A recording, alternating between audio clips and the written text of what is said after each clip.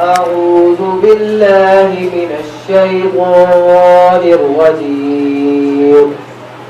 بسم الله الرحمن الرحيم.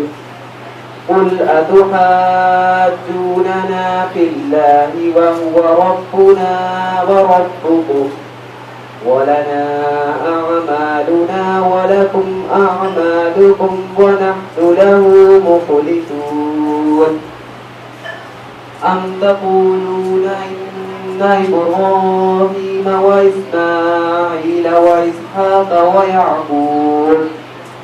ويعقوب والأسباط كانوا هودا أو نصارى قل أأنتم أعلم أم الله ومن أظلم ممن كتم شهادة عنده من الله وما الله بغافل عما تعملون.